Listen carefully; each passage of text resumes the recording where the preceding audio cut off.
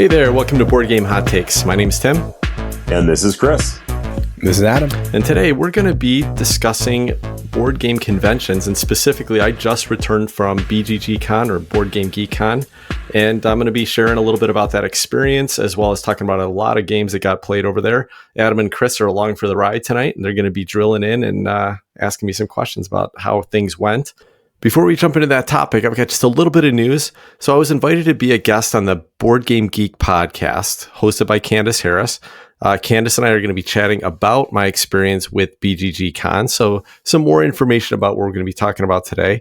But that's going to be released on Friday, December 8th. So I would love for you to go take a listen to that. First of all, I really enjoy this podcast. I've been having a great time listening to Candace talk to a bunch of interesting guests on that show, talk about a lot of interesting games. She's got a really tight format where lots of great stuff gets covered. So you'll get to hear me not only talk about the BGG Con, but also some other games I've been playing.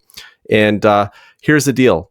I want this to be the most listened to episode of the BGG podcast ever. So I'm asking you all on December 8th to go take a listen. So on a Friday, doesn't even compete with the Board Game Hot Takes episode. Go take a listen to it. Also, you're probably going to see my face, my funny looking headshot shared on the homepage of Board Game Geek that day. So when you see it pop up there, go there on Friday, December 8th, take a listen to the episode, and then comment on it. Give us some thumbs. Show the Board Game Geek crowd that Board Game Hot Takes is the best podcast around. In any case, let's jump into a poll question. Something I posted on Facebook as well as our Blue Sky account. And I wanted to mention on Blue Sky, by the way, we got dozens of listeners that reached out and asked for Blue Sky invite codes. And our community shared tons and tons of invites with me. So many, in fact, that I've still got a couple dozen invites that I can share out. And we'd love to have more of you over there. Really building up a big group there. Lots of conversations are happening. And it's going to be a more and more interesting place to be. So if you want a Blue Sky invite code, you want to join us on our new simple social media platform, not big old clunky Facebook, but the new hot social media platform, Blue Sky, just reach out to me at tim@boardgamehottakes.com. Or if you're already on our Facebook group, you can always hit me up send me a direct message, a PM there, and I'm happy to share a code with you. And I've got several users that are still offering more codes. So we can get anybody who wants to be on Blue Sky over there. Let's dump Twitter. Away with Twitter. Let's move to Blue Sky. All right, that's my plug for Blue Sky. So anyway, I asked a poll question on Blue Sky as well as on our Facebook group. And the question that I asked was, if you've ever attended a board game convention, what was your favorite part? The options I gave, I've never attended one, got 37%. So the plurality there. Getting to try new board games was 27%. The vendor hall for seeing and buying new games was 8%. Playing lots of games was 21%. Meeting lots of board gamers was 7%. And meeting board game celebrities got 0%. So it seems like the plurality, a lot of people haven't been to a con yet, but most of them who have, their main thing was getting to try new board games or playing lots of games. So people want to get to conventions and play games. How did you guys answer this question? Honestly, I'm surprised that so few people, literally no people, said they wanted to meet board game celebrities. It wouldn't have been my number one answer, but I think that would be kind of neat to actually meet a game designer or two that I really enjoyed. My answer is that I have never been to one, which is why I'm particularly interested tonight to hear what you have to say about it and, kind of get the lay of the land as to what it feels like to go to a con. If I were to go to one, I think my answer would be the opportunity to play lots of games, which is why I enjoy our little mini cons so much.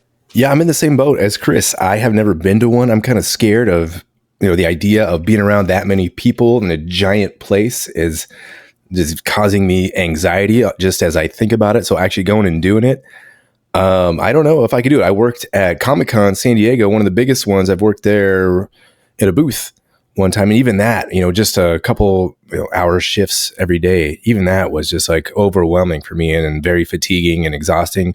It's kind of a neat experience, but I don't know if I would want to do something like that again. So yeah, also curious to hear about what this BGG Con was all about. Wait, hold on. What? Well, sure, Adam. What was the booth that you were at Comic-Con? Don't just run past that. You guys haven't worked at a Comic-Con before?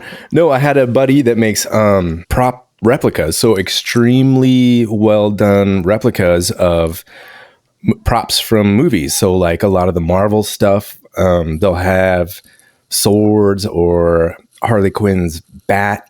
I have the hoverboard from Back to the Future Part 2.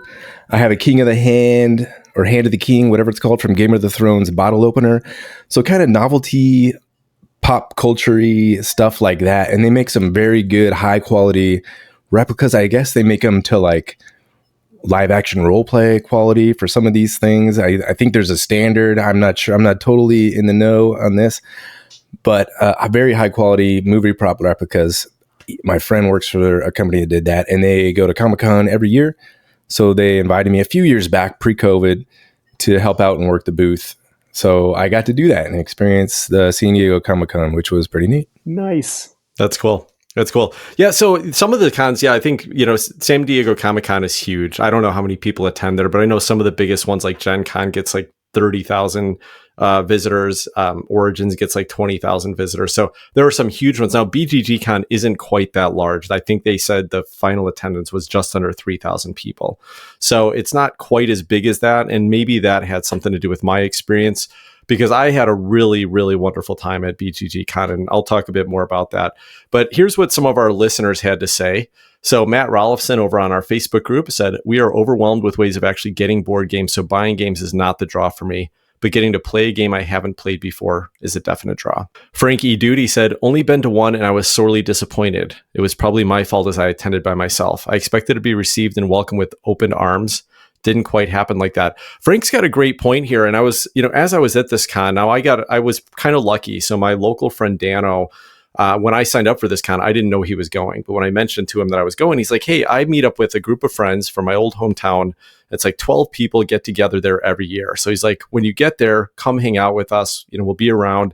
And so it was so nice. I got this group that I was kind of included in that was always there. I was seeing friendly faces around the conference all weekend once I got to know them. So that was really cool. But a lot of the time I spent time just walking around the convention and just kind of seeing what people were getting played and seeing if there was an open table to sit at. And I will say that I think there were great opportunities at BGG Con to jump into a game if you were there by yourself, but it definitely would have felt like a less fun experience if I didn't know Dano and his friends, as well as a few great listeners who I'll talk about invited me to games. So I got a chance to play quite a few games with friendly faces, with people that I chatted with online or knew already. But if I was just there for the first time by myself without the podcast kind of link, I think it would have been a little lonely. There were a couple games I got into with random people that I didn't know at all. And I had a really fun time with those. I met some great people through that, but it would have been a little tougher. So I totally get Frank's experience there. And the whole time I was there, I was thinking, man, this would be such a great place to be with Chris, Adam, and Steve, where the four of us are just jumping from game to game. But I'll talk a little bit more about that. Josh Drake, and this is the Josh Drake that I gamed quite a bit with this week. He said, "It's 100% the people for me. You walk into the main gaming hall and you see hundreds of tables loaded with all kinds of games and hundreds of maybe even thousands of people just like you gathered with similar interests in gaming morning, noon, and night. You see familiar faces, you meet new friends, and you tend to develop a con family. The new games, the vendors, the YouTubers, the events, they're all part of it, but it starts with the people, the gaming community." Now I got to call out Josh. So first of all, probably the main reason why I picked BGG Con this year was because of Josh. He's a longtime listener. I played games with him on Board Game Arena, and we've chatted a lot on social media. But Josh had really hit me up early and said, "Hey, you got to come to, if you're going to go to a big con, go to BGG Con. I'm going to be there. And I would love for you to come." He let me know when the registration opened. So I decided to go ahead and register. And he was so awesome. He gave me great tips. He let me know exactly when the hotel registration opened so I could get a great hotel room. He gave me tips on when to book flights. Gave me, in fact, one of the coolest things that he recommended to me, which I would recommend to anyone, is that there's some hot new games that were there. In fact, BGG Con has this hot games room, which is really cool. It's like 16 board game tables that are just permanently set up, and they have games permanently set up on them. So they kind of like 2 copies of 8 of the hottest new games. Maybe there's a few that only have 1 copy there, but things like Evacuation, Nucleum, Voidfall, Barcelona, Last Light, so all Apiary, these games are all just set up there permanently. And there's a few people wandering around that are there to kind of teach games, but otherwise you just sit down with your group and you can play a game. But of course, the problem with that is that if you haven't learned the game in advance, then you're going to sit there for an hour trying to figure this game out before you even get to playing it. And I never like to learn games that way. So he recommended in advance, he's like, what, out of the hot games list, which they post online, he's like, or which of these games would you like to try the most? And so I told him, I was like, I really want to try Evacuation. And he wanted to try the Rats of Wistar. So in advance, we both learned those games so that when we got a spot at the hot games table, we could sit down and just teach it and start playing it. And that was a really cool hint, or a really cool tip that Josh gave me. So how do you get a seat at that table? What's that whole process like? Is there a lottery? You just sign up for a time slot, or how's it work? There's no time slot. It is a little tough because it's kind of just like first come, first serve. And so it's not like there's lines waiting for a table, but almost anytime I walked into the room, there might be one table open, and it was rare. So a couple of the games I wanted to get played this weekend, it was never open when I was there, or when the friends I wanted to play with were around or available. So it wasn't easy, but you could totally just kind of like meander around that room for a bit and, wait half an hour until that group finished up, and then jump at a seat at the table. So I did get a few games played in that room, and it wasn't bad. I could have put more effort into the other games I wanted to get played, but it wasn't too bad. It was fairly easy to get in there. I think if you got down there at 8 a.m. right when it opened, you could probably get a seat pretty easily. I did not do that. We stayed up way too late every night, and I slept in almost every morning at the con this time. So got a few games in there, but that's how it worked. Anyway, it was really good advice. What about the main halls? Is that different than the hot games area? Like if I'm showing up at a con, should I expect that I'm just going to be able to walk into that room and just sit down at a table, or am I going to have to be more strategic about it? How does that work? No, this was really cool here, and this surprised me a little bit. I've been to a few smaller cons in my area, and I've been to large cons in the past just to play Magic. This was years ago. So I'd never been to a large con just to play board games. And BGG Con was set at the Hyatt Regency in Dallas, Texas. So it was about 20 minutes from the airport, pretty easy to get to. But the minute you walked in the door, you realized that this place was just for the event that weekend. Like every hotel staff member was wearing BGG Con t-shirts. So they were not catering almost anybody else in the hotel this weekend except for Board Game Geek Con attendees. And everywhere you went in that place, people were playing board games. The main lobby, there's board games set out. The cafe, there's board games set out.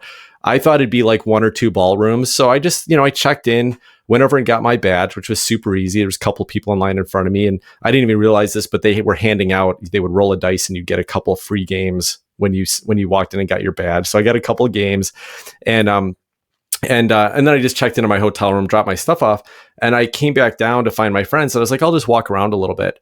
But no matter where I went, there was probably half a dozen ballrooms in the place. There was little side conference rooms.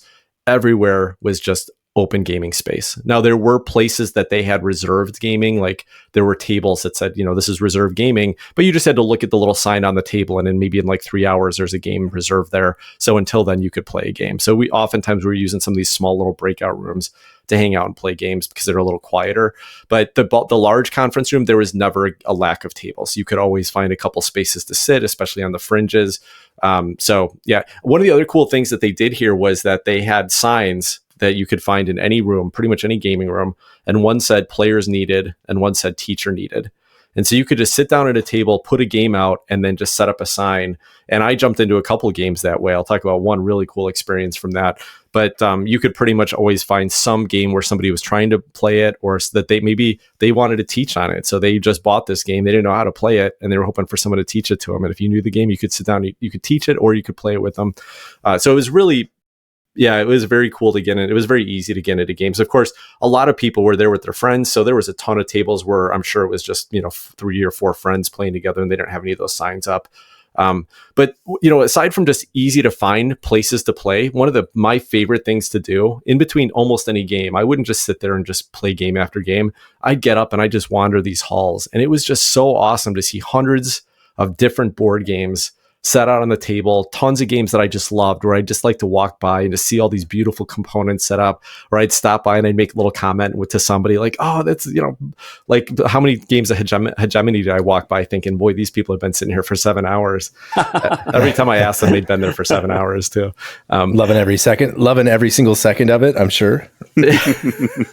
They seem to be having fun with it, and it was played a lot there. So there's plenty of that. So so the gaming space was easy to get to, and it was very surprising. There was even one hallway where my friends at one point, they invited me to a Discord group. There's like 12 friends, right? My friend Dano and his 12 friends. were there. And so he invited me to their Discord group that they use to communicate on there. So if you're ever looking for them, you just put a ping out, like, where is everybody? And at one point someone goes, they're like, oh, we're at, room A7 on the second floor. And I was like, well, what is that? And I start wandering around and I go down this long hallway that's just full of like conference room size rooms. And every room you look into, there must have been 24 rooms down that hallway. There's games going on in these rooms. And I found them in some game with like one room with like 3 tables sitting around it. It was a really cool space to be playing and just wandering around. Anyway, bit of a side tangent there. I'll read the last couple comments here and then we'll get into more stuff. So Dan Montez said, the icing on the cake is always being able to play games that might be difficult to get to the table at home with my normal group. Other than that, vendor hall is awesome and being able to demo games is great as well. It's always a plus to be able to play a game before making a purchase. I know I've made some regretted buys in the past and wish I'd played them ahead of time to save me the money and shelf space. So I'm going to call out Dan too, because I didn't know Dan before, but Dan is apparently a very long time listener of ours and he's on our Facebook group and he goes by Meeplenomics. Anyway, I was walking through one of the halls, one of these little breakout rooms at one point. I'm just walking around and Dan was many of the awesome listeners this weekend that shouted out because I was wearing a Board Game Hot Takes shirt and he's like, Tim, is that you? And so I went over and chatted with him. He was learning some new game. And he's like, Tim, I'm a huge fan of the show. I'm so glad I got to see you here. And so I let him and his wife, they went back to learning the game they were learning. But later in the week, I reached out to him on Facebook and I was like, hey, you guys want to get a game in? Let's get together. So I get to play a couple of great games with Dan and his wife and their friend Brian. So Dan's awesome. And if you ever get a chance to meet him, I kind of should totally go and hang out with him. By the way, he mentioned the vendor hall, and I'll just comment on that really quickly. So BGG Con has a pretty small vendor hall, and it's just attached to one of the big gaming ballrooms, but it was probably like 25 vendors or something like that each had booths that you would walk down. And it wasn't a ton. It wasn't anywhere near as big as something like Origins or Gen Con would be, but it was big enough to see several games being demoed. So a lot of the game companies like CGE was there. So they just had Kutna Hora, which is their big new game. They just had that set up on several tables and were kind of demoing it for people. They were running them through a couple turns of it to show how it worked. But they also had like a little corner shelf that demoed the new Lost Reigns of Arnak expansion. So a lot of the vendors, the publishers had booths like that where you could just go and they'd give you a little rundown of the game. You could see all the components set up on the table. So that was cool. BGG had a big booth for their Geek Up stuff. So you could buy any like Geek Up bits and t-shirts and things like that. And then there's a lot of small vendors just selling random board game components. So I didn't go there to buy anything, but I sure had fun walking through that hallway and seeing some new games and getting to hear about some potential games. Even though I wasn't there to buy games, it was still fun to walk through that. So that was a cool part of the con that I didn't even know what to expect. All right, the next comment was from Zobzilla. Best part of board game conventions I've been to is playing games with people I wouldn't have met otherwise. I love to advertise games I'm willing to teach in advance, get signups at the ideal player counts, and then play the games. Having people's faces light up at the fun of a new game is priceless. Now, I didn't do this at all, but you could actually, there was a lot of scheduled games or scheduled events that people could register, and then you could sign up for in advance. I didn't do that at all. I might do that next time, especially if there were a couple specific games I wanted to play, just to have that there. But it was kind of nice to have a loose schedule where I could just kind of wander around and get into anything I saw happening. So I didn't do that, but that's really cool. Zobzilla, again, I had a really cool experience teaching a game this weekend that I'll get into. Tim, how do you go about scheduling something like that? Do you say there's a table and then there's a schedule posted somewhere for that particular table, and you say at such and such a time I'm going to put this game up on that table when it's free? How does that work? I think you just do it in advance, and I didn't try to, but I think through Board Game Geek they have a way for you to register a game or like kind of schedule a game, and then other people can sign up. So I saw that you could sign up for events, but I didn't, like I said, I didn't go through that process. But you do it in advance, and I assume they just assign you a table at one of their scheduled tables. So pretty easy. And then Steve Tassi said, the dealer's hall is my favorite part. Second is staying up too late with my travel companions or total strangers in a hotel lobby playing whatever new thing one of us or all of us got that day. And I have to agree, Steve, that was one of my favorite parts too. Almost every night I was there till 2 a.m. sitting down with new friends, old friends, just hanging out, playing whatever random game. Usually the party games got busted out that late, although one night I ended up playing Kutna Hora until 1:30 in the morning. So it was a variety, but it was always a fun time. There's a great bar in the lobby, so always easy drinks to get access to and hang out just like I would be playing games with you guys. So super fun. Anyway, that's all the comments there. I'm not going to respond what my answer on the poll, because I'll be talking through some of those things today, and then I'll kind of end with my final thoughts. But let's jump into some of the games, guys. so much gaming going on here. I got there on Wednesday, stayed through Sunday morning. So Wednesday when I got there, I walked around a little bit, and then my friend Dano, his friends were hanging out and playing in one of these little side rooms, and he's just like, "Hey Tim, come my friends," and we busted out Sea Salt and Paper. This is a Bruno Catala Teo Riviera game by Bombix. You guys have played it before, I know. I love this game, and it's always fun. He taught it to his couple friends, and we had a blast like we always do. Love Sea Salt and Paper. Nothing new to say about it other than there is a little mini booster expansion that I'm really hoping to get sometime soon and add it to my collection. Does this lose a little bit playing it async online?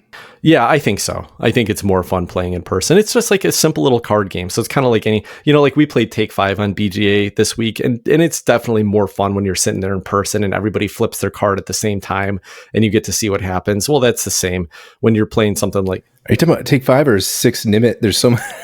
It's the same game. They just renamed it at one point. Yeah, we've been playing 6 Nimit or whatever it's called, but it's the same thing.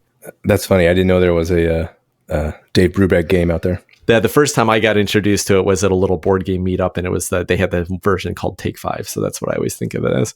But yeah, you know how it is. It's like, it's more fun. I have a blast. Me and my wife play this game constantly. It's just like a regular go-to filler game for everybody I know at this point. So it's a great game. And then I walked around a bit and then came back, and they were playing another little card game. They just set it up, so they taught it to us, called Matryoshka, which I think a Matryoshka is another name for like a Russian nesting doll, but that's what the theme of this game was. You had these it was just another simple card game where it was pictures of Russian nesting dolls on them. And you basically had like 8 different suits or something, like 8 or 9 different suits, and then numbers from 1 through 7. So of course, in one suit, you had 1 through 7, and 7 was the largest doll, 1 was the smallest. Doesn't really matter. The theme is irrelevant here, but this was a pretty clever game. The whole goal of the game was to try to collect cards so that you could make basically runs in a suit, or to make sets of numbers. And so it was pretty straightforward. But the way you did this is that it plays over 3 rounds, and like in the start of the first round, you'd get 4 cards. You'd put 2 of them face up to kind of represent what types of runs or sets you're trying to make. Like, let's say that you want the purple, you put a purple 3 and a blue 3 up there. Well, people know that you want 3s. But they also know that you might really be interested in like a purple 4 or a blue 1, something that kind of matches with those cards. And then you draw a couple more cards blindly. And then the whole way it works is that everybody goes around the table once in a round, and they play one card that they want to give up. They're basically offering, they put it face up, and everybody else is going to put face down a card that they're willing to give up in return for that card. And they know what you're kind of going for. So you can represent that you really want 3s. And so you know that you might get a 3 if somebody else really wants that card. And that's all it was. And you'd look at the 6 cards that were presented, or 5 cards, and then you'd choose one of those, give the rest back to the original people that offered it to you. And then the one you offered would go to the person that you took their card from. And it plays over 3 rounds where you represent more and more of the cards you're playing until you end up with 13 cards, and you just score up your sets. It was fun. It was very, light.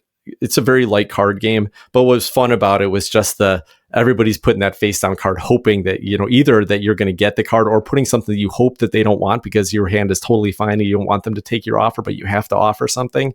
And then somebody like surprisingly has something in their hand maybe that matched with what you offered there. So it was a fun little game. Nothing I would ask for again, but I had a good time playing it. Okay, then we get to the fun stuff. So one of the main games I wanted to play was Evacuation. So Josh, our listener Josh, he texted me, he messaged me and said, "Hey, there's a table for Evacuation open. I can meet you there in 5 minutes if you want to come down and join me." So I ran down there, and 2 other guys had sat down, and I could tell they were just starting to read the rule book and these are guys that didn't know each other, 2 random guys. So I got over there, I was like, "Guys, I learned this game. I could teach it to you if you don't mind waiting for my friend for a few minutes, and then we'll teach it and play it." So that's what we did. They stuck around for a few minutes, and I taught the game. I think did pretty decent, having never played it before, but we got right into it. So Evacuation is the new Vladimir Suchy game by Delicious Games. This is just coming out, and Vladimir Suchy is one of my favorite designers. Aside from one single game that has kind of been a miss for me, everything else he's designed I absolutely love. So I was really excited to try this. Have you guys seen the board for Evacuation? Do you know what this looks like? It looks cool. You got the 2 planets with like this little snaky orbital route, as you're departing one planet and heading to the other planet. So yeah. I'm already engaged with the kind of sci-fi orbital path from one planet to the other. That's pretty cool. Yeah, agreed. And the theme plays, the mechanisms play into this theme perfectly. In fact, the whole game is built around this theme. The idea is that one planet, the sun's expanding, right? It's the sun by Earth is expanding and it's getting too hot. So you have 4 years to evacuate the planet Earth. And luckily we have the technology and have found another habitable planet somewhere that we can reach. So at the start of the game, you've got on your little continent, there's kind of 4 continents represented on the board, but on your continent, you've got a bunch of factories built that represent a type of production that it does, as well as the type of people that produce goods there. And so at the start of the game, you're doing production, but only on Earth. And you get 7 of each of the 3 resources, which is like food, energy, and metal. And what you're trying to do is by the end of the game, you're going to get negative points for any of your factories or people that are still left on planet Earth. So you're trying to evacuate them over to the new planet. The problem is that every time you kind of take apart or ship one of those factories or send some of the people over to the new planet, you lose production on Earth. So you have to start to ship that stuff, but your production is going down. And then you have to start to try to build on the new planet with your people and your factories so that you start to get production growing up there again. So this was one of the, it's not a super heavy game. It was pretty easy to teach, and I think I could teach it again really quickly, but one of the toughest planning games I think I've ever played, at least on a first play, in that it was very punishing. If you were short one resource, you could be really stuck. Maybe you couldn't even buy the ship you needed to send stuff over to the other planet, or maybe you couldn't quite build the production you needed to feed your people, which is going to give you negative points. Feeding your people, at least they don't die, but you get negative points for it. So some pretty simple Euro mechanisms. Basically, you have just a hand of just action cards that don't do anything, at least in the base game. And then there's like 6 spots on this player board that each have a different number, 1 through 5 represented on them. So all you do is you pick one of the cards, you place it next to that spot, and you get the action that's listed there.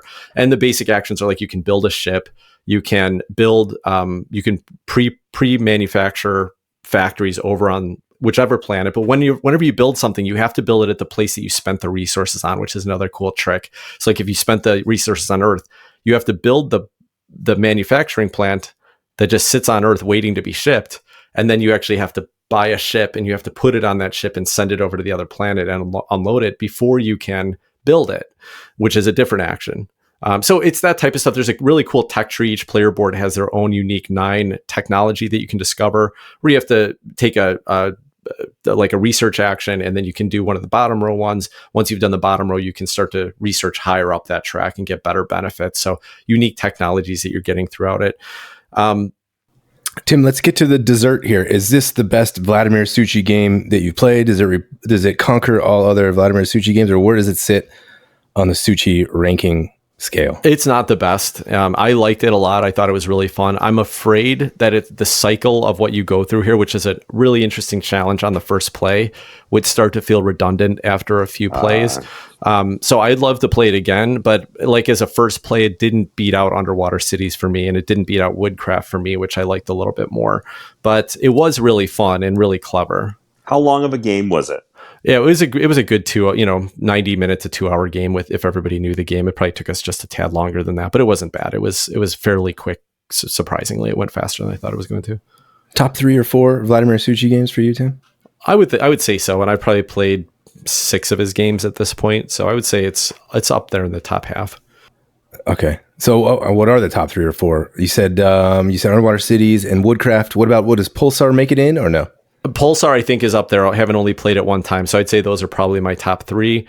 With the only one that was kind of a miss for me that I've played of his was Praga Kaput Regni, and then Last Will was kind of a medium hit. Like, it was really interesting, but I think that would get redundant as well. But what was cool about this for a Suchy design is that it felt like a Suchy design. It had a couple elements that felt similar, but it was very unique in the theme, and it was very unique in the gameplay. In other words, it didn't feel like you were doing the same types of actions you would do in Woodcraft or Underwater Cities or Pulsar. So it was cool to experience something else that he kind of took a swing at, and I think it worked really well.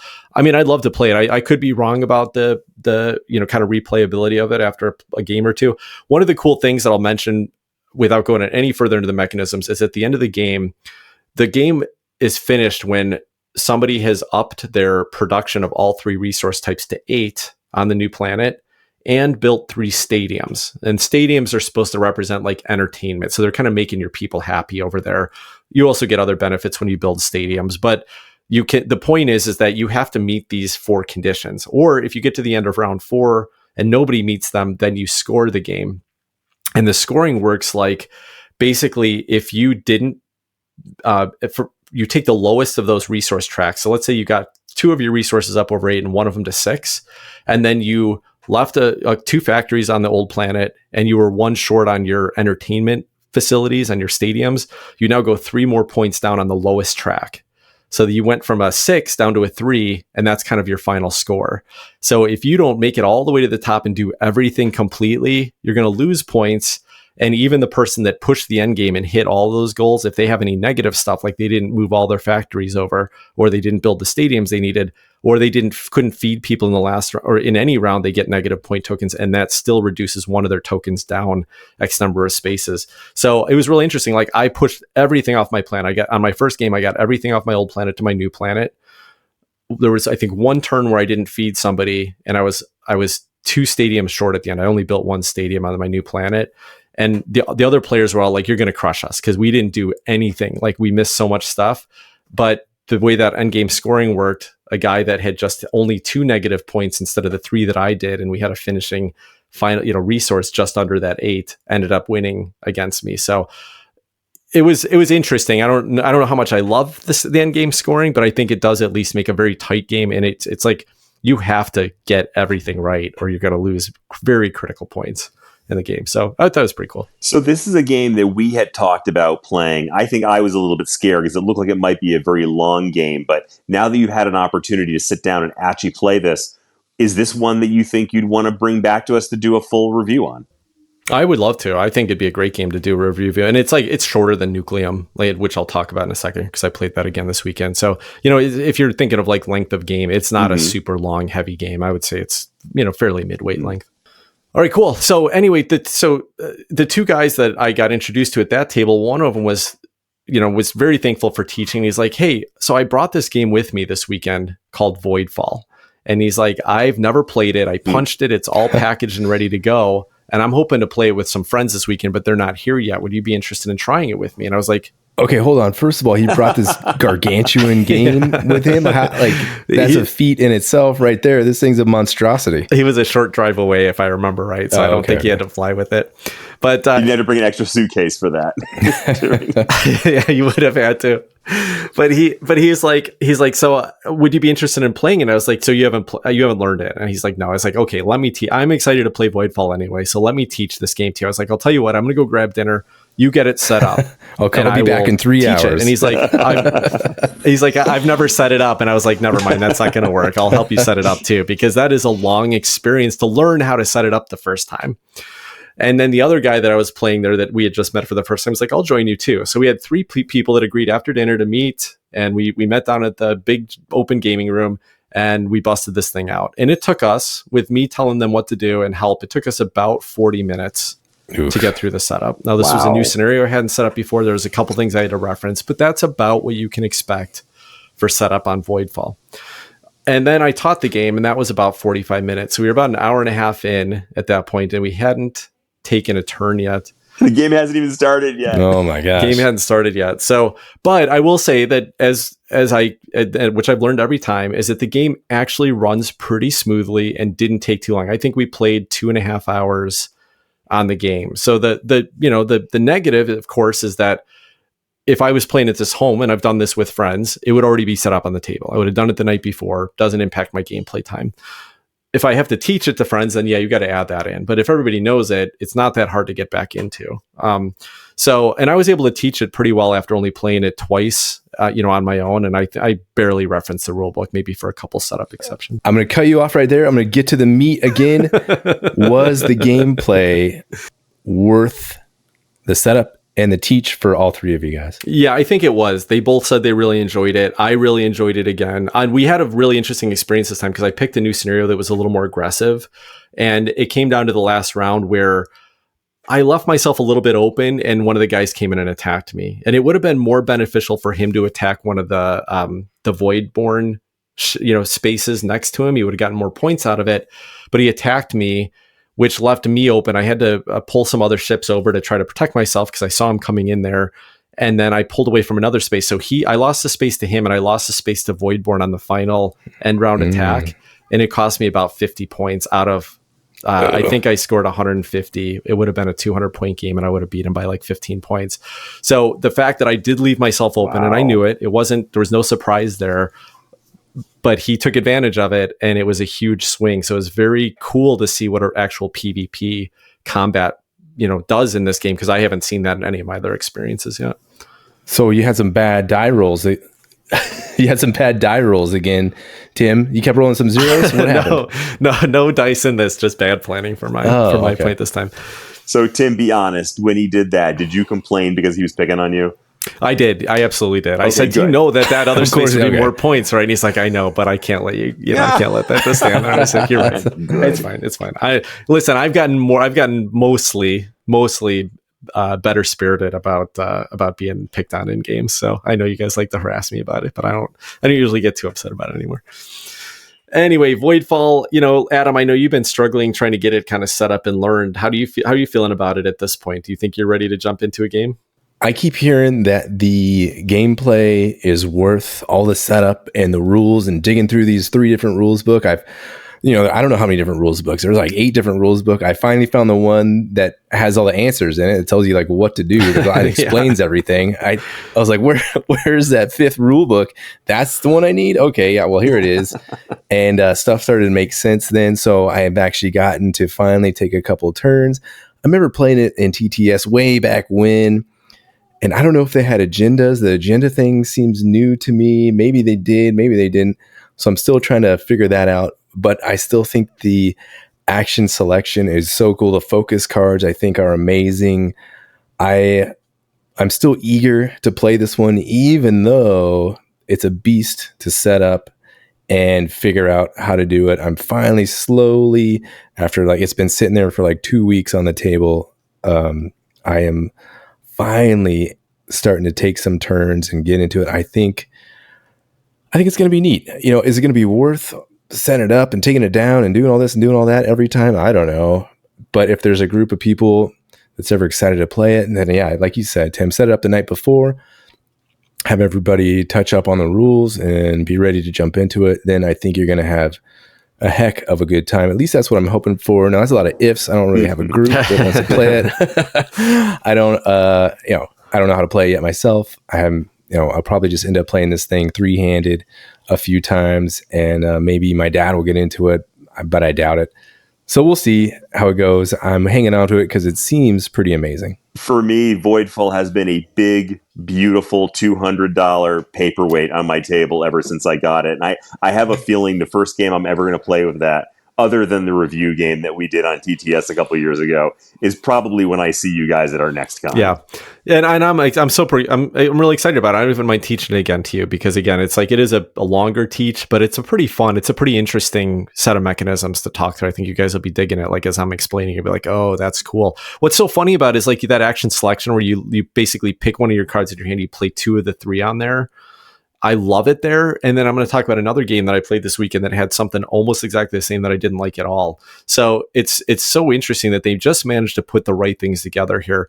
I don't know that this is a game I'd want to go back to every couple of weeks. And it's not because of the wait. It's because I feel like after playing a few games in a fairly short amount of time, that it's still cool. It's still tough decisions, and it's very competitive with other players, but it gets a little bit, the types of actions you're doing get a little bit redundant after many plays in a row. But I don't think this is a game you're going to be playing several times in a row anyway. I think this is a game that's great to play once or twice a year, and it's going to be totally epic when you do. All right, cool. So the last game that I played, that was the last game that I played on Wednesday.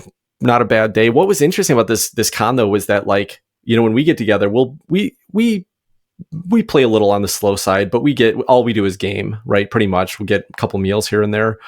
I got a lot less gaming in this weekend, even though I was at this dedicated con. But I think part of that was just the weirdness of not having a dedicated group only. And I'd play a game with somebody and then be like, let me go walk around and see what's going on. And when I would come back, or people just start the next game. And so it's not like you have you can just jump right into a game. So sometimes I'd be walking around for half an hour before I finally found a group that was ready to play something or found a table that had something open. I think if you guys were all there, we would get just as much gaming in as we normally do. But in this case, I got a little bit less. Thursday, first thing in the morning, jumped into a game of Nucleum. So Josh Drake, and invited me with a couple of his friends. We played a 4-player game of Nucleum. And guys, I got to tell you, I'm weighing heavily what was my favorite game of the weekend, but I think Nucleum's right up there. Wow. On a second play, I loved it, had such a blast playing it. There was so much cool competition. I loved that end round, like when to pass, when to build railroad tracks instead of using the actions in your hand. Just everything in this game was fun. Yes, there's a little bit of clunkiness in some of the route building rules that I had to look up in the rule book. I didn't remember on a first play again. I'm glad I got to play with them because they were a game. Josh had played it before and helped me with some of the rules. On a next play, if I taught it within the next couple of weeks, I think I'd have that all down pretty easily. So it's not the most streamlined game, but for the most part, it worked pretty straightforward.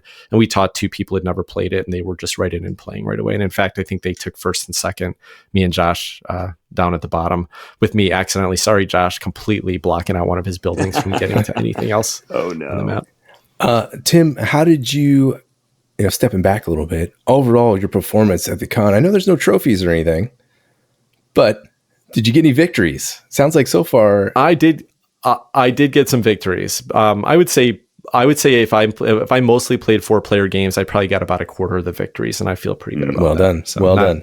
Not terrible, not exceptional, but I also, most of the heavier games that we played, I ended up teaching or be involved in the teach. And I never do quite as well when I'm teaching a game just because I'm focusing on everybody else's stuff. So I think I did just fine for the situation and had a great time. So it doesn't matter. So I know Nucleum is one that you bought right before the con, shortly after we did our review. So it sounds like you're pretty happy now that you picked that one up. I am, for sure. It was a good purchase for me because it's a game that I'm really excited to go back to and play as often as I can. Remind me, where does the variability come in Nucleum? Well, the map itself is the same when you're playing at a 4-player game, but of course, the way that other people interact on the map is going to change. So think of Barrage, right? You could play Barrage 100 times with that same map. And where somebody else builds or where you build your first building is going to completely change the way you can play your game. And this game was really cool. In fact, I ended up monopolizing the entire right side of the board where I had access to coal, as well as the only person that could access one of the nuclear plants on the game. Built 3 mines down there. I thought I was killing it. I had an awesome route built up there. I did done so many great things. And, completely missed a couple important points that I could have picked up. Just like I didn't go for one of the end game scoring conditions, took a different action instead. So I ended up getting beat into a 3rd place on that one, even though I felt like I was playing the best game just from experience, but somebody else had some good opportunities there. But there's a lot of variety just from playing the other players.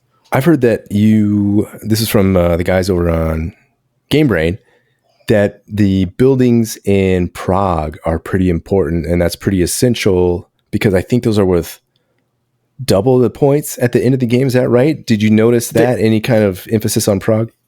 Yeah, so I'm the only one that built in Prague. I built 2 buildings there, including one of my government buildings, which are the big endgame scoring buildings. Still didn't win the game. Okay. So they're useful, but they didn't help me get some of the bonuses along the way because the ones in Prague, although they score double, it's basically like a non-color space, so it doesn't trigger some of the bonus. I forget what they're called, the objectives that you're going for. Okay. But yeah, what makes this game so fun is it's like all those objectives you're constantly picking up and trying to achieve and getting bonuses for. You're talking about the contracts? The contracts. That's what I'm thinking of. And then of course, the action selection was still so fun. You got these 5 tiles. You got to decide whether to play and take both actions or put it out on the track. And then I, of course, ended up using most of my actions from 2 specific action types out on the tracks. So I was like really hampered by about the 3rd of the game, where I had to go and try to pull some more tiles that would let me do some of the other actions. So it was super fun. A great game. Awesome game. All right. After that, guess what we played? Dune Imperium with both Rise of Ix and Immortality. Now, unfortunately, I didn't get to play Dune Imperium with Uprising this weekend, which I was hoping to. That was in the hot games area. A lot of people were playing it. But I was so happy to go back to Rise of Ix. One of Dano's friends had brought his copy, had never played with the Immortality expansion. And so 4 of us got together and played it. And as always, this game rocks. Just killed it. Came down to the last battle where, 4 of us had kind of gotten points in different ways. And then 3 of us were heavy into that battle. One of them already reached 10 in the middle of the round. The other 3 were in that final battle for the last 2 points you would have needed. And it came down to that. One person managed to pull out the win and took it. But, always. Hey, Tim. So my turn to jump to the chase here. I know that the Rise of Ix, that is a must-have for you, but I know that you are not quite as hot on Immortality. So you've played Immortality a few times now. What is your take on it at this point? Immortality, like the last time we played in Sedona, Immortality added a lot of fun, again, because of the deck building edition, because of those axolotl cards or whatever that you're adding. And so I'm glad it's there, and I'd be happy to play it anytime. I still think the tracks are kind of unnecessary. Like, they don't really do anything interesting other than help you add those deck building parts. But the graft cards made so many fun, especially towards the end, some fun turns where you're playing like 2 actions at a time with the graft cards. So yeah, I like it. I definitely don't feel like you necessarily have to play with Immortality, but I'm glad it was there. It was fun to play. Nice. All right. And then jumped over to, okay, so like I said, didn't play as many games as normal. It's Thursday night, a whole day, and those were kind of the only 2 games I got in, except then Dano and all his friends were ready to play some party games. So I got a couple quick party games to run through. First one I played was Fun Facts. I think it's made by the same people that make Just One. Guys, this game was great. It was 6 of us sitting together, me and 5 people who barely know me, but know each other really well. And this is a game about how do you rank yourself against other people. So I was like, how is this going to work? Well, I can tell you it worked just fine. The way it's really simple. The way it works, you flip over a card. It goes clockwise around the table. It's a cooperative party game. So the first person flips over a card, and the card would say something like, from 1 to 100, how do you rank yourself? And one of the questions was, how healthy is your diet? How much do you like musicals? How much do you like gardening? Right. So just random questions, but it'll ask you to rank yourself from 1 to 100. So you write your number on the back of a whiteboard, and you put it in the middle of the table upside down. No one else sees it. So the next person at the table then has to write their answer, and they say, well, do I think I'm higher than the first person? And then everybody kind of does that, puts them all in order. And then the first person gets a chance to move theirs. So if they think like, oh, these people just misjudged me, so I'm going to move mine to the top or something like that, they can do that. And then you flip them over from the bottom up. And after the first one's revealed, let's say it's a 15. If the next one is higher than that, then it stays there and you get to score it. If it's lower, let's say the next one was a 10, you take it off the board. So if you haven't ranked them all in order, everyone that was not ranked correctly gets removed, and you only get points for the ones that you were left on there. What was funny about it, though, was that, first of all, I'd met these guys like the day before and got to know them just a little bit. But it was funny to hear people explain what they thought they knew about me, just because of preconceptions, just because of how little they'd met me and stuff like that. But also, it wasn't like it cost us the game. We still had good opportunities for me to jump in and be like, oh, yeah, I feel like I'm pretty good here. And they're like, well, I don't know him, so we'll let him just take that spot. Now, did any of these guys, are any of them regular listeners? Do they have preconceptions from listening to you on the podcast? And they think I know Tim is mean to Adam all the time, so he must blah, blah, blah.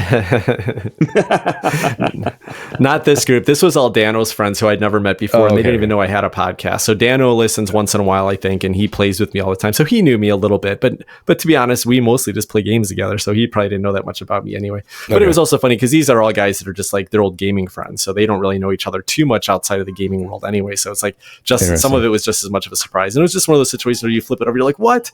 This one guy, he looks like he's bald with a goatee, looks like a metalhead rocker dude, and he's like, he rates himself a 95% on loving gardening. He's like, I spend all my time out in my garden. So it's just you learned a lot. I learned a lot about these guys from this simple little game. I'm picking this one up for sure because we play a lot of party games around here, and this is one of those clever party games that's going to be a huge hit. That sounds like a lot of fun. Yeah.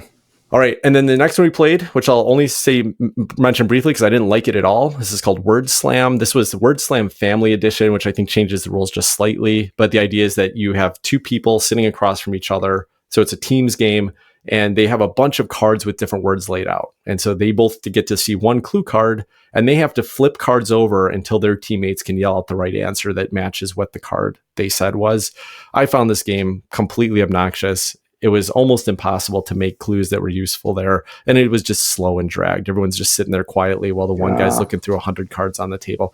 Now, my friend Dano, he said he loves it. He said this was kind of we just got some bad clues. So maybe it plays better for other people, but this was definitely not a similar hit for me. But then the last party game we played was Challengers, Chris, which you've talked about recently. Yeah. And we got So what did you think? Well, we got a great 8-player game of it, and it was shockingly fun. When they told me the rules on this, I was like, there's no way this is a fun game. But as soon as you sit down and you start flipping over those first cards to see who wins that little war combat, it is a blast. It's just exciting moments. You get a couple fun decisions in between each round where you get to buy some new cards or scrap cards out of your deck. And they, some of them combo together, and you just, you get random ones off this pile. So you never know for sure what you're going to get. But it was just a blast, and 8 people playing it. And, it came down to this epic final round where everybody's stopping to watch the last 2 guys and see how it came together. This game was great. Now, they were telling me it does play fine at 3-4 players, no problem. Like, there's rules for it. Apparently there's a bot for uneven numbers that'll just like flip cards on you. I would love to play this anytime, but it's not a game that was like super, strategic or anything like that, but it was just a fun party, like vibe game where you're just sitting in a row and you just hear people down the row like, oh my God, I can't believe you just pulled that, so just a fun little, kind of social party type of game. Well, I'm so happy that you got a chance to try it and that you enjoyed it. As soon as you said that you'd played a bunch of party games this weekend, I'm like, oh, I wonder if he managed to get Challengers in. So I'm glad you liked it. All right. Next day. So let's see. How are we running? We're running tight. So I'm going to run through these quickly. Friday, we got Outlive played in. I introduced it to my friend Dano and one of his friends. Dano seemed mediocre on it. I'll have to ask him tomorrow when I game with him what he thought of it. His friend loved it. Dano was kind of struggling. He was like, "Well, there's no way I can get the water I need to feed my people." I was like, "Relax, dude. You're not gonna you're gonna lose one or 2 guys." That's right. It's called Outlive. Yeah, you're supposed to die, which I know about. But his friend, who was also like, "Oh my God, it's so tight. I love this so much." So. Great time. They went down different routes. His friend ended up picking up a whole bunch of, solving a bunch of events. I had my whole Fallout shelter was built out, and Dano had a huge collection of equipment. How that kind of just falls in, and we all scored decently, but it was a clear winner, and I thought it was a great game. So I was glad that at least one of the 2 of them liked it. We'll see if it sticks with Dano or not. Nice. We had a little time. We grabbed some lunch, and then just Dano and I had time to play a 2-player game, and I got to play a game I've always wanted to try, which is Summoner Wars. Do you guys know anything about this? Yeah, I know a little bit about it. There's a little bit. I think there's decks, and head nods don't work on podcasts, by the way. There's what is there? There's a decks of different factions, and they all play slightly differently. And you're on just as 1 versus 1, I think, and you're on this grid of I don't know, 5x5 or 4x5, something like that. And you're kind of, it seems weird, but it worked. Yeah, it plays a lot like Radlands, right? Well, not exactly. It is a battler like that, but I think Radlands is what I think you call that a lane battler. But this is like a tactical combat. Yeah, Radlands, you stick to your lane. In Summoner Wars, you can move your guys around, right, on the grid. That's right. Yeah, so it's a little more like chess with or like checkers with abilities, right? It's like each card represents one of your characters out on the map, and you're moving them around the map. And both players have a special character that's kind of their summoner. And if that summoner takes enough damage and dies, then that's how you lose the game. So it's pretty simple. And I thought it was fun enough, but it does the same thing that a lot of tactical combat games do, where it just sometimes it gets to a point where all you're spending actions just chase somebody around the board, and it just gets a little bit redundant. The thing I liked the least about it was that when you went to combat with something, you rolled dice. And as always, I had the worst luck in this game, and it got to be a little bit long and a little bit too like random whether the dice hit. No matter how much you made a fun strategic move or comboed a couple cards together, then you could roll some dice and just whiff. And it wasn't bad. And we played 2 factions against each other. It'd be kind of interesting to try other factions. So I wouldn't say no to trying it again, but I definitely wouldn't search it out. But I just don't think tactical combat is usually my type of thing. I haven't played too many that I actually like, especially these one-on-one ones. I learned this one a couple of years ago because I was supposed to play it with somebody, and then we actually ended up not playing. We ended up playing something else instead.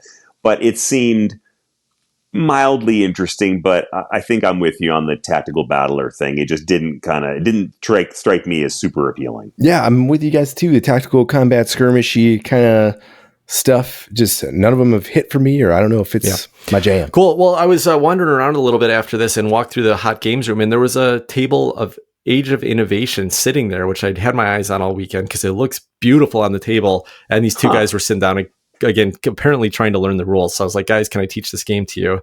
So we sat down and taught it. One of them had played this game before, but the other one hadn't played anything in the series before.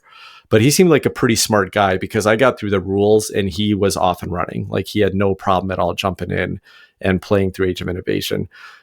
This game was awesome, guys. And if I was going to say there's one other game that might have beat out Nucleum for me, as far as like an exciting revisit, Age of Innovation was there. My only complaint with Age of Innovation when we reviewed it was that I thought that the production looked, from what I could see online, it looked a little bit outdated. I didn't feel that at all. This is a bright, colorful game that looks beautiful on the table. Yes, some of those little side components or chips aren't striking, but there's so much great stuff going on the board and on your player board and everything that there's no problem. I think I'm going to have to buy this one because I do think that I like it a little bit more than Gaia Project. Funny thing though is same exact complaint I had in my first play, which is that the last round of the game, it was like a bunch of people doing little things to convert to points, which got a little like both games. It's like, I wish I wasn't just doing this and I was doing some bigger moves. So that's the only thing that felt a little off to me still, but the rest of the gameplay was super fun. Cool. All right. And then I got to play a game from like 1989 called Ricochet Robots. Ricochet Robots is a interesting little puzzle game. Adam, have you played this? Looks like you might know something about it. Let me see. It sounds familiar. So basically it's this grid of squares and you have these 4 robots out on the board in random places and they're different colors, red, yellow, blue, green. And basically what's going to happen is that each turn there's like 16 chits laid out on the board randomly that are going to have different colors and symbols on them. The colors will match the robot. And there's a bunch of walls and stuff on the board at all. But the whole idea is that in order to move one of these robots, you're trying to get them to one of the chits that match their color on the board. So you flip one of the things over and everybody's going to get to do this. But it's basically, you're all going to look at this board and say, how many moves can I get that robot over to the chit that I just flipped over that matches its color? And a move is like this. You move it one direction until it hits a wall. And then you can make another move, which would be to move it another direction until it hits a wall. Now you can move a different robot until it hits a wall, and then you can use that to bounce the robot that you're trying to move off of it. So you're kind of moving, the puzzle is to move multiple robots in the shortest number of moves you can to get the specific color robot into a tile that matches it. So what happens, you flip a tile and everybody just stares at the board for a minute or two, and then somebody yells out 15, and then you flip over a minute timer. So they think they can get the robot to that space in 15 moves. And then like 10 seconds later, someone will be like 11, and then it'll be an 8. And then finally 5 seconds before the timer's out, someone's going to yell 6. And then that person who yelled 6 has to show that they can get it there in 6 moves. And if they can't, because they just didn't look at the board right, which I did a couple times, then you'd just reset it back to how it was. And then the person who said 11 would go and take it and go there. This game was cute. It was interesting. It was a tough puzzle.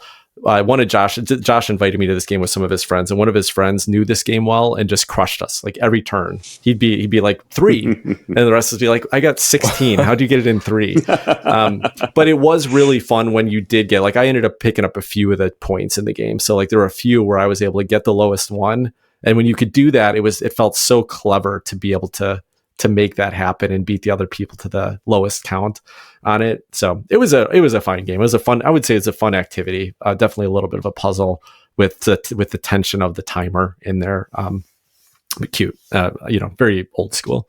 And then lastly, we played this party game Letter Jam, which was a word-based game, which was very interesting. But it was so clunky to teach, and I don't even know if I could teach you the rules right now. So I'll just say that if you like a word-based party game that's going to take you a bit to wrap your head around, it's pretty clever. It's pretty interesting. It's cooperative too. You're all trying to help each other unscramble these words that were laid out face down, 5-letter words that were laid out in front of you, with the method being that you all flip up one card, and then somebody around the table who can't see their own card has to try to tell everyone else a word that that they will make it out of the rest of the letters. So somebody at the table will be able to deduce, oh, okay, well, based on the word he just gave me, then I think my letter must be this or something like that. And then if you get it right, you flip that letter down and flip up another one and you mark on your board what that original letter was. And then once you get all 5 of your letters, once everybody at the table gets all 5 of their letters uncovered, or they think they know what they are, then they have to unscramble them, and then they rearrange the upside down cards in the order they think they'll be unscrambled, and then everybody reveals at the end of the game. Probably doesn't make any sense what I just explained, and it didn't make a lot of sense to me in the first couple minutes while they were explaining. But it's not. I'm shaking my head for the listeners. I'm shaking my head. Tim told me head moves don't work. But it's not really that complicated. I will say that the production on this was really kind of dumb for what is not a complicated game. They had a few really like kind of goofy components in the game. None of the production. Look at it when they pull out the little. You have these little writing. This tablet of paper that you're supposed to write your scores on and kind of write your deduction on. And it looked like somebody like made a homemade copy and printed it on their home printer. It was like the colors were washed out. The look of it looked like just something somebody made in Excel.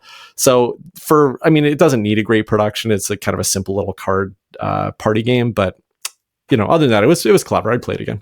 Tim, have you played Wavelength? Yes, I have. I love Wavelength. Yeah. Okay. So between like Wavelength, Soul Clover, and Codenames, Wavelength is okay. So Codename's probably still my favorite of the group.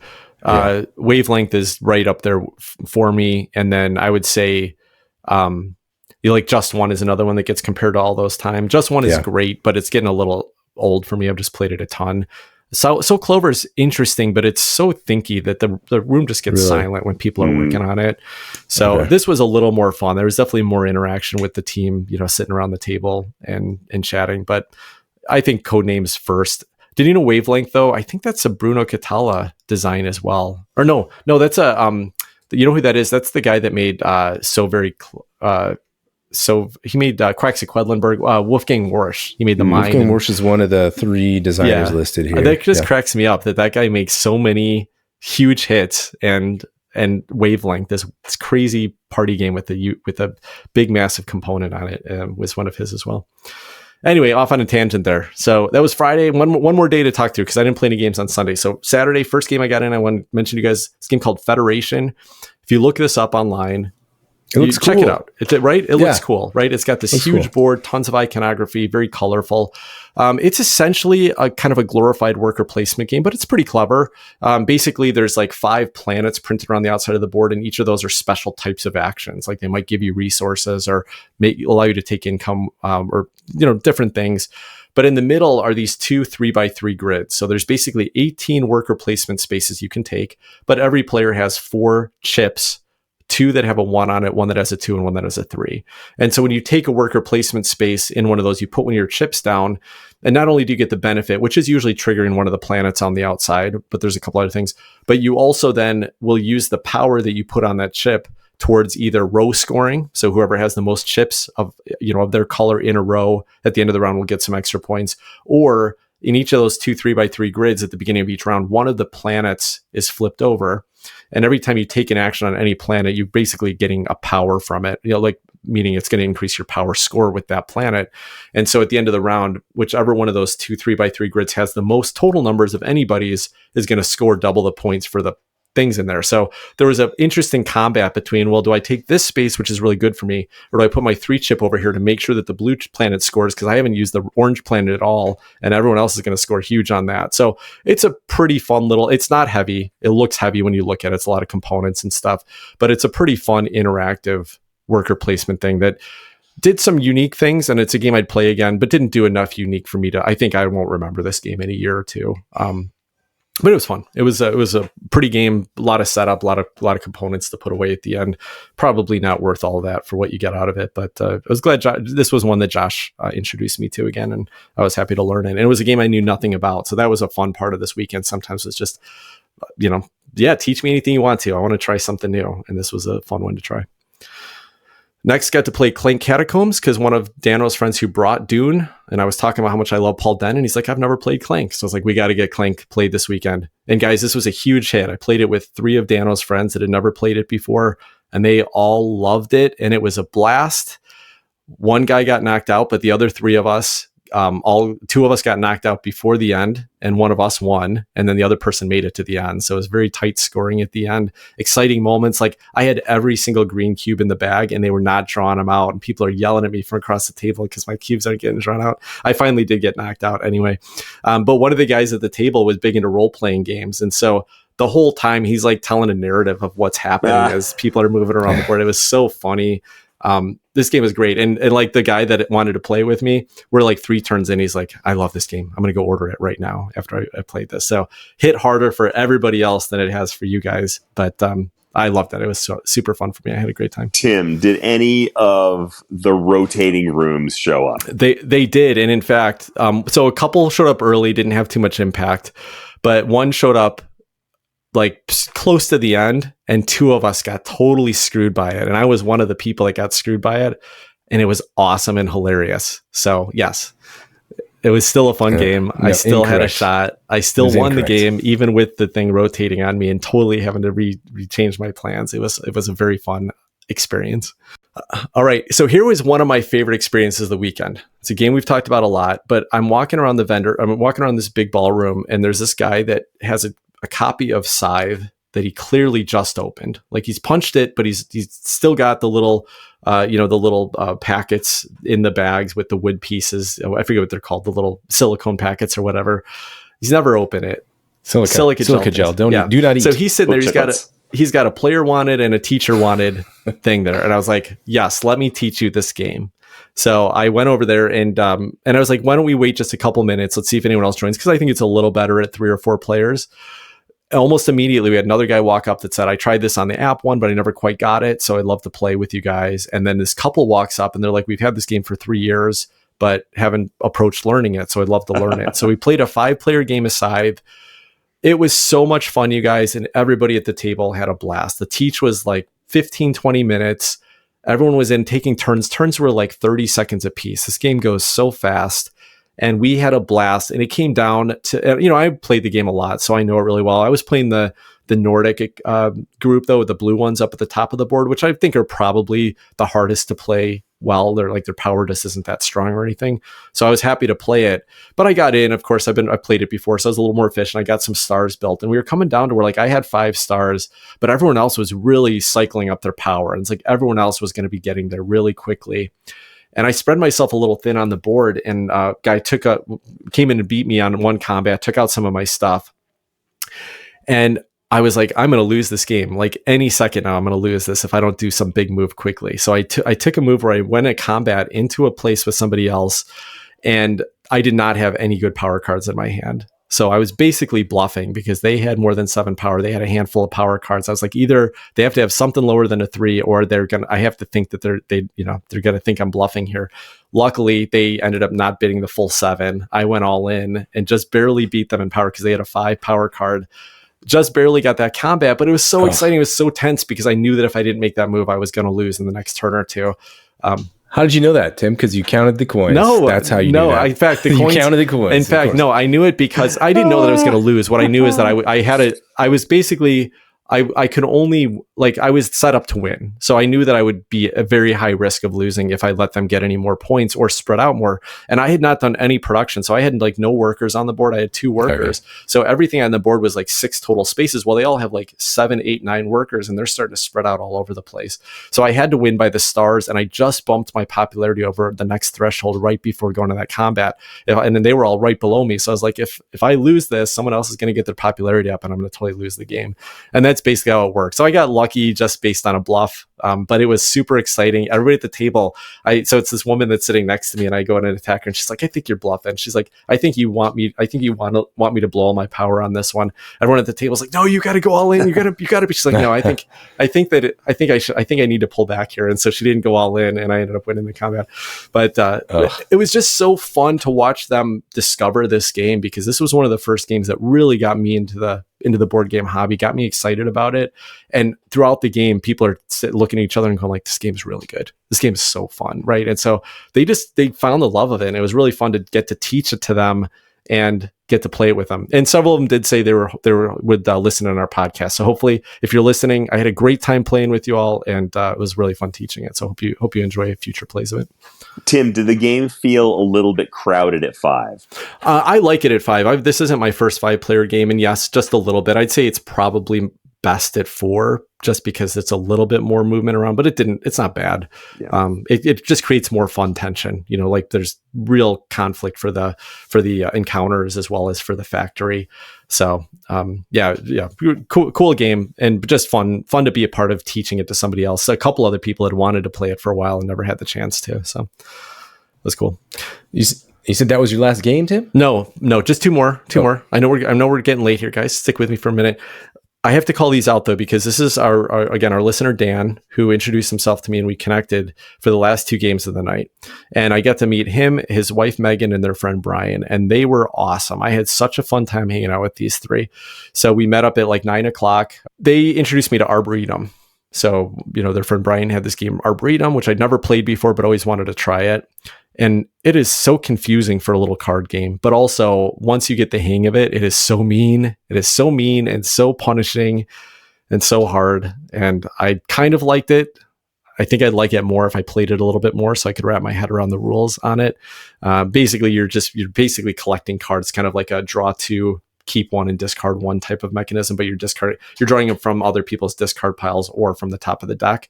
And so you have to be really careful about what you discard that could help somebody else's color sets that they're trying to make.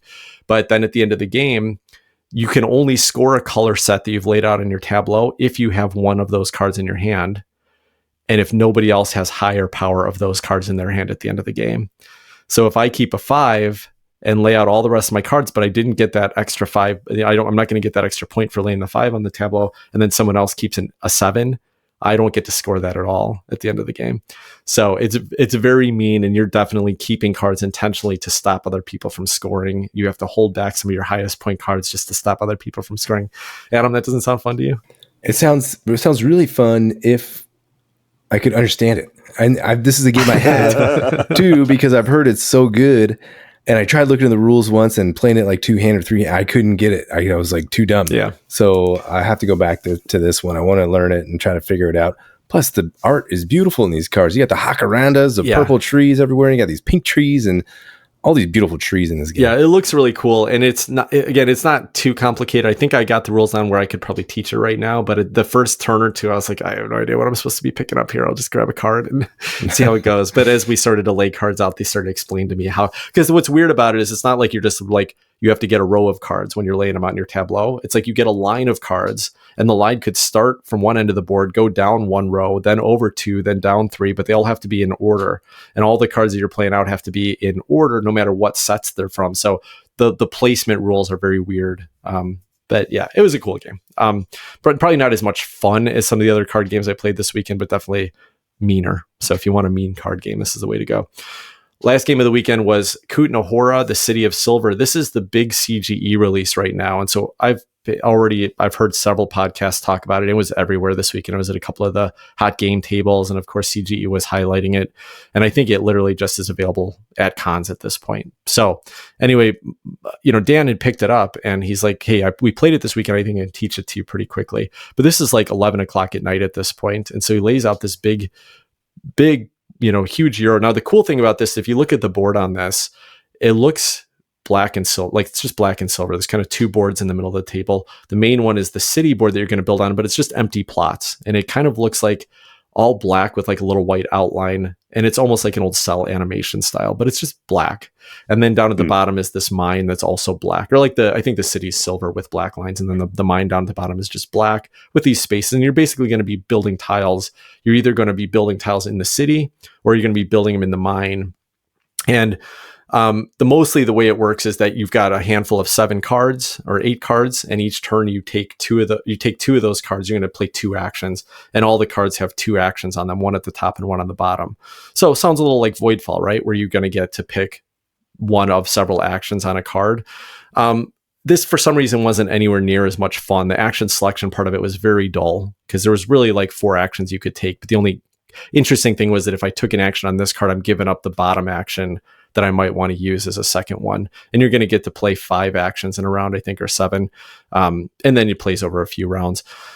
Now, it has a very complicated and weird economy on it, in that like every time you build a building, you get some points and you get some benefits for it. At the end game, it's going to score based on the buildings around it. But then it has some icons on it. It tells you how to adjust the economic markers. And so it might tell you to pull one card out of the population pile and put it behind it. And then that's sitting behind these little sliders that you move around, and you might move one up because you built an ore building or whatever. It's hard to explain. It was weird. I'm not sure I fully grasped exactly how to operate the game. Like, I'm not sure I could teach it, but I pretty much got how it worked. It was not that complicated. Everybody was given random guilds at the beginning that they should be trying to focus on, because you move up these guild tracks on your board. So it had a little bit of engine building, lots of little bonuses happening. I had a fun time with it. The one thing that felt really clunky to me was that, first of all, this mine board at the bottom, some of the actions you could take, you've got cards that would let you just build in the mine. And those basically just equated, from what I could tell, to just endgame scoring points. They also adjusted the economy a little bit, but they didn't really get you too much immediate benefit. So I don't know that was a really, like, it felt tacked on. But the other part that was weird, that was frustrating to me, I will say, is that at some points, like if too many buildings of a certain type got built and you flip it over these population cards and move in the sliders, it would tell you could no longer build that type of card. And so like I got to the last round of the game, I'd kind of set my entire last round up. I had two builds I needed to do, and I had the right 2 buildings to do it in the perfect place. You have to mark a plot on the land, and then you have to build a card. So I'd gotten all the steps necessary to get there. And I go to play it second to last round, and somebody goes, you can't build that type of building right now. So I had to depend on one of the other players to actually build a different building, which would adjust that marker over. And luckily he did. I think he did it to be nice, because he probably saw the like flames coming out of my ears at that point. So I think it would have gotten a much worse review if I had not gotten the chance to build that last building in the last turn of the game. But it was clever enough. I don't think anyone's going to be playing this game in a couple of years at all. Like it was interesting. I think it's got some unique things going on, but it didn't. You know what it felt like to me more than any other game is it felt like Praga Caput Regni, which is that they're pretty simple actions you're taking, a bunch of random stuff you're interacting with, lots of icons that seem like, hey, this should be fun if I put this together in the right way, but none of it really matters. You're just getting, points in different places. So that's how I felt about it. Dan, don't take it personally. I appreciate the teach, and I appreciate you introducing me to the game, but I did not love Kutna, Hora, City of Silver. Glad I got a chance to play it, though. It was definitely highly talked about at the con here, but I don't think this is going to be a huge hit. That's interesting. The production looks amazing. The colors look cool, and then you're populating the map. Looks like the mines and the little city with these colorful cards that bring it to life, and the player boards look fun, and they got a little spot for all these little counters and trackers and houses and stuff. So production, it's it looks amazing, but all pizzazz and no party. I don't know. That doesn't make sense. Well, I don't know. Yeah. Again, I wouldn't call it a bad game by any means. It just didn't really stand out in any significant way, other than being a bit frustrating.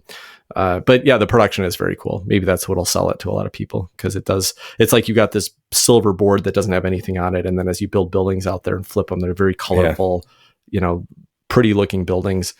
There's a bunch of other mechanisms I could go into, but why bother? You won't remember it after hearing me explain it on the podcast anyway.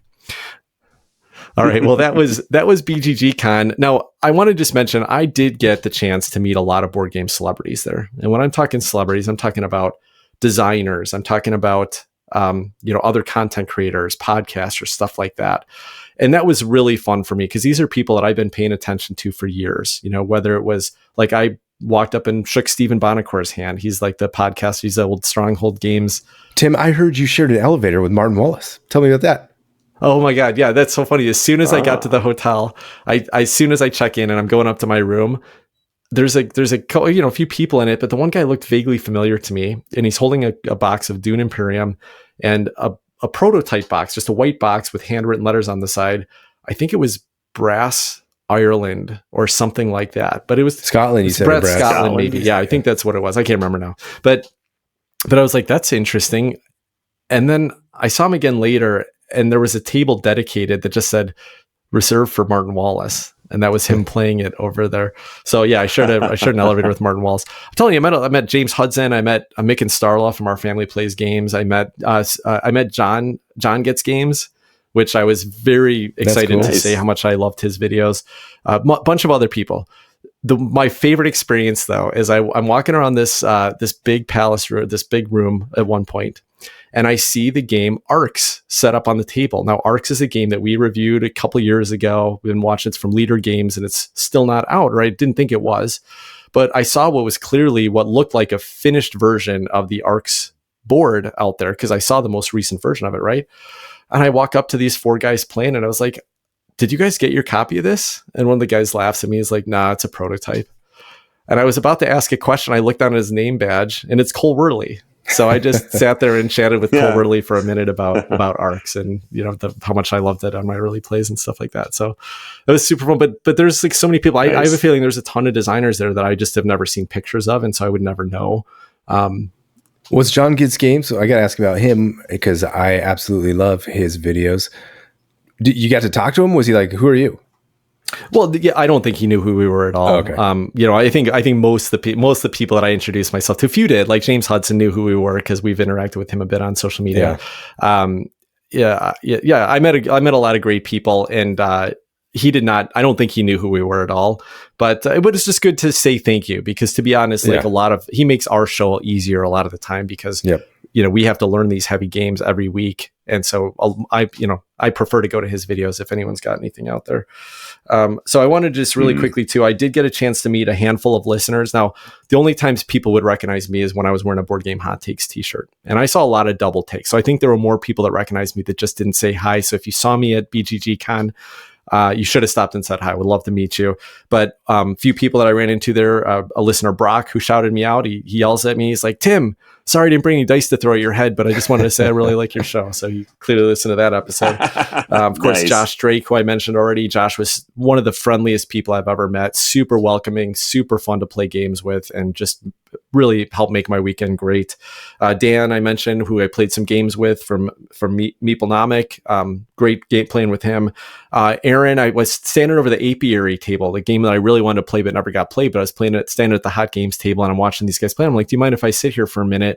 He's like, no problem. He looks over at my shirt. He's like, Tim, I love your podcast. And so we got to chatting for a little bit. Nice. And it turns out he was there to do like a speed pitch with some publishers that were doing something there. And I saw him later in the weekend, and he said, I think it went really well. I got a second round kind of callback on it. So that was cool. And then another night I just went up after my last game. I think it was after Voidfall, and I went up to the bar to get one more drink, and I'm standing there waiting for a drink. And the guy looks at me, he's like, hey, are you from Board Game Hot Takes? And I was like, yeah.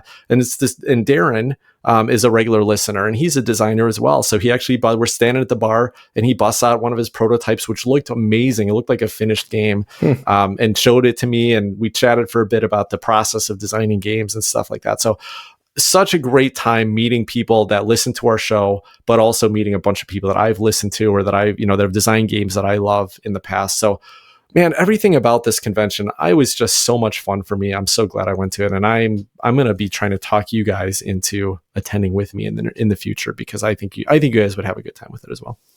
So Tim, my final question of the evening: if I'm somebody who's thinking about going to a con and I'm on the fence, I'm not sure, what should I be thinking about to help me make that decision? Well, I would say, first of all, if you're not super extroverted, and don't want to go and meet lots of new people, go with some friends. But I think it's worth it. For me, it was, because even if I just went there and played games with my friends the whole weekend, same thing we would do if we rented an Airbnb and did it somewhere, I loved looking around and seeing so many people playing games. It was just such a cool vibe. This particular con, maybe I would say, I don't know, I'll have to try one of the other big cons, but I thought the way that this was laid out, where this entire hotel was just consumed with board gamers and there was just gaming everywhere, it was so fun for me. So I would say that's the tip I'd give you. If you are super extroverted, I'm sure you'd be fine. Go out there, you'll make some friends. Like Josh was saying, now he's got con friends that every time he goes there, he starts to see the same people that he's met in previous years and gets to know them. So I think you could probably find a good fit no matter who you are. But I really liked it more than I expected to. Good tip. Tim, do you have any desire to do any of these con con games in quotation marks, like Sidereal Confluence, whatever, or Civilization, or like Dune, any of the larger player count games? Did you have desire? Were you looking at that? Did it just not work out? Are you even interested in any of those larger player count games? Yeah, I would say I would definitely do it. I was very, very open this weekend about like basically whatever someone put in front of me, I was going to play. So if I'd been invited to one of those big games, I would have probably jumped right into it. Now, I haven't been searching them out. I think something like Sidereal Confluence, which is probably several hours long, seems like it could be a fun experience. Do I want to play like what's that Advanced Civilization that's like 15 hours long? No, probably not. I think I'd rather just be doing a variety of things rather than one thing all day long. But I wouldn't have any hesitation jumping into something. You know what I almost jumped into, which I'm not interested in, and I'm still not interested in, and that's Blood on the Clock Tower. Not because I wanted to play it, but because I want to experience everything in board games. Like I want to be surprised, at any time I can. I want somebody to introduce me to a game that I don't think I'm going to like, and I want to be surprised by it. And they always just had every night at like 8 p.m. they had Blood on the Clock Tower running on the lobby right outside of the bar.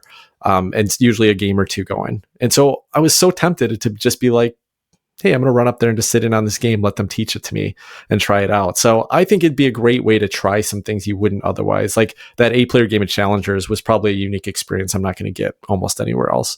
And that was cool. So, I would try some of them. All right, cool. Well, guys, I'm going to be, we'll be recircling back on this conversation because I'm going to be talking you into maybe the next BGHT Con. I don't know. I'll let it simmer a little bit and you guys can think about it. But anyway, that'll wrap up the conversation on BGG Con. Otherwise, a couple quick reviews to read. I mentioned last week that we got a 2-star review, and it seems like people are coming out of the woodworks because I got 2 to read tonight, more coming in the coming weeks. These were both from Great Britain today. The first one was my favorite board gaming podcast. Of course, favorite has a U in it because it's from Great Britain. 5 stars. I'm loving this podcast for keeping me entertained on my commute. Intelligent, funny, and wide-ranging podcast covering modern board gaming with detailed, in-depth reviews and lots of other stuff. Down-to-earth presenters help you sort the classics from the duds so you can focus your efforts on playing great games. A friendly, attached community on Facebook, BGA, and other platforms. Thanks, Tim, Adam, and Chris. And this was from Voicing Scroll, again, over on from Great Britain on Apple Podcasts. So thank you so much, That's Voicing great. Scroll. Love that that we're entertaining you and you're enjoying the show. Yeah, thanks. The next one was from We're Not Wizards. We're Not Wizards Richard is a podcaster. It's been somebody that was podcasting long before we were.